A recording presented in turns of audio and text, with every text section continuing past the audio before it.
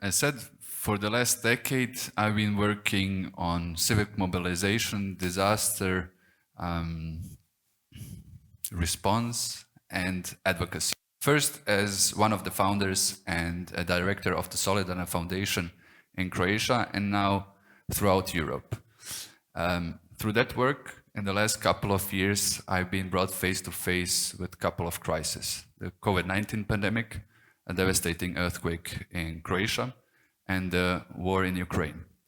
While I was standing in cold rubble or seeing students delivering meals from soup kitchens to elderly, I witnessed a profound social shift. But first, let me take you to Croatia, December 2020. A 6.4 magnitude earthquake flattened the Banija area, which was already damaged by the war in the 1990s and decades of neglect. Houses were flattened. Livestock did not survive under the rubble.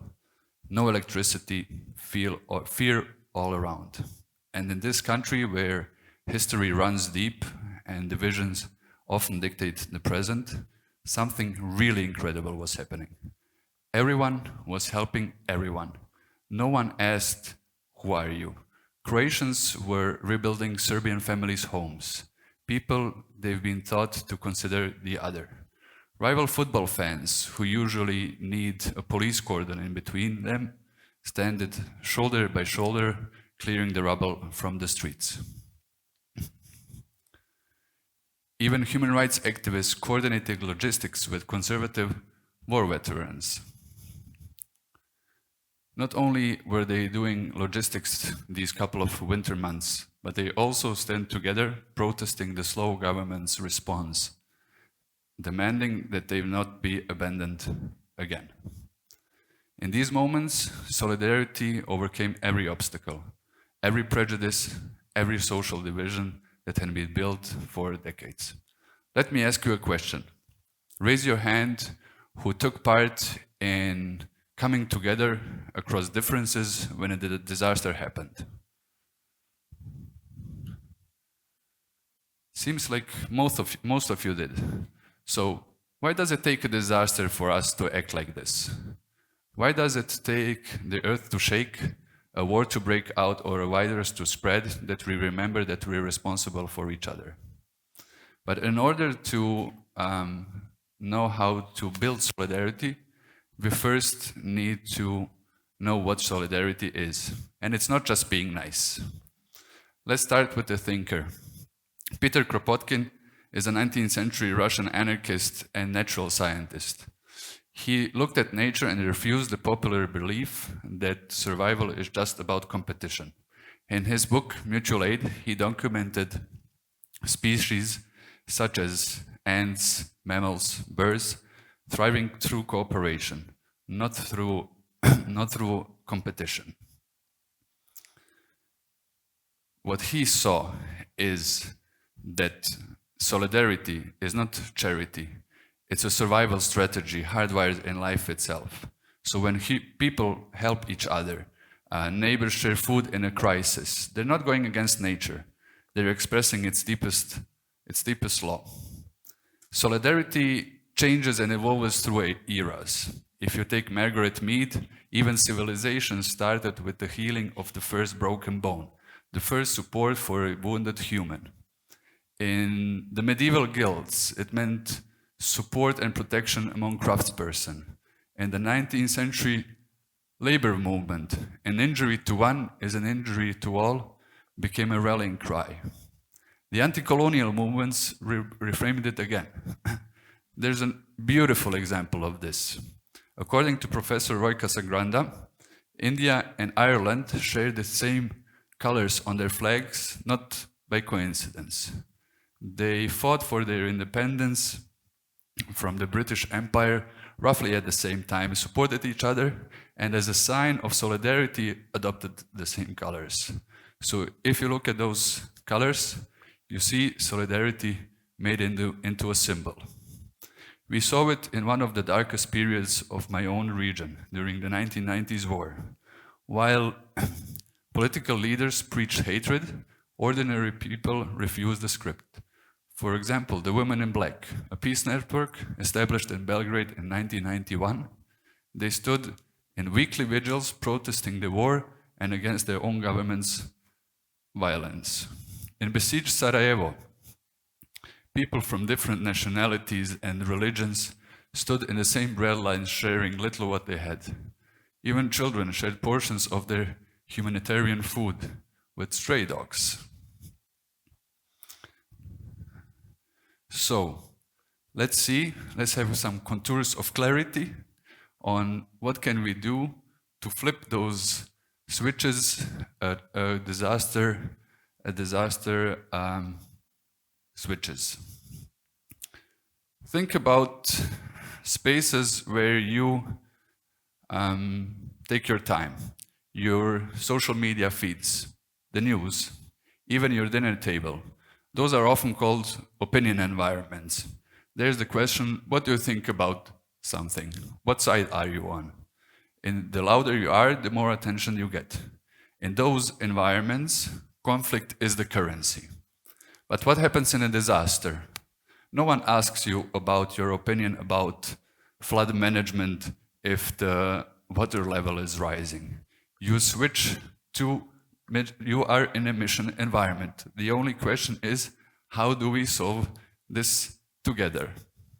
You have a clear and tangible goal, having also some kind of sense of urgency, and you are building something together. Replace helping with co-agency.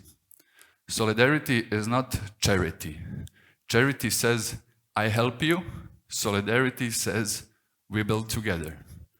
An example of this, take a look at Brazil favela communities called colectivos. They bring together elderly, youth, members of rival groups or gangs, and they co-produce theater together.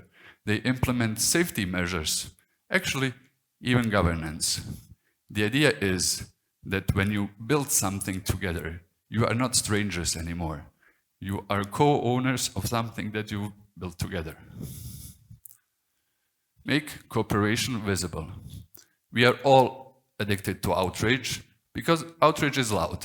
Cooperation is silent. So we need to make it as visible as possible.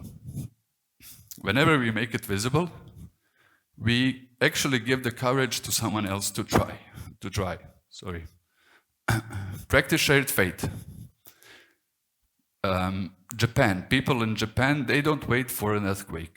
They practice for it. They have a whole culture of prevention called bonsai. In a country that's built on volcanic islands and where the Buddhist idea of impermanence called Muja became a source not of fatalism, but a reason to co-organize. Whole neighborhoods have, let's say, practice emergency drills. CEOs, children, even tourists take part. They practice evacuating together.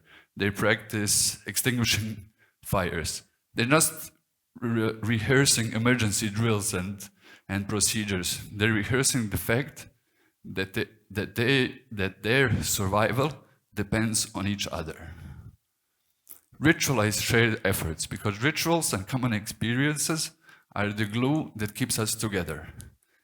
An example of this is Rwanda. Every last Saturday in a month, the whole country stops for 3 hours. Shops are closed, there's no traffic. From the president to the street sweeper, take part in something called umuganda. Umuganda is a Kinyarwanda word for coming together in a common purpose. They clean streets, they rebuild schools or roads together.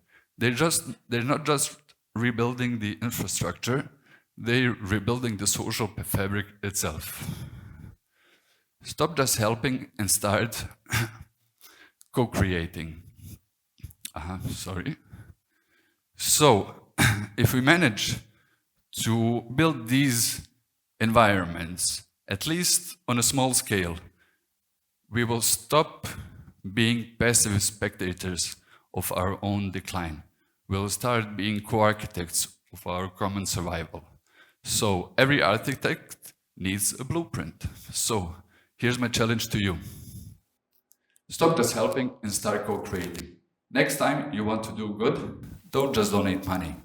Take part in a project, possibly with a person you usually don't interact with. When you build something together, you're not strangers anymore. You change your relationship with them. You start being neighbors. Demand mention mode. Ask your government for a citizens' assembly. Write to them. Start a petition. You don't need permission to create mission environments. Join a neighborhood cleanup. Build a garden with people you don't know. Make solidarity a daily practice. Tonight, share a story of cooperation. No frustration, no hatred, just something that you've seen. Share it on your social media with a friend, with your grumpy aunt. As I already said, we have to make those visible to give courage for others to try. Start with the other. Think of a person or a group that you usually don't interact with, or with whom you fundamentally disagree with, or with who you dismiss at all. Now think about a problem that you both care about. Clean air, safer streets. Meet them, not to debate, not to convert. Ask, listen, research, and based on that common ground, build something together. Because solidarity doesn't start with an agreement, it starts with a shared task.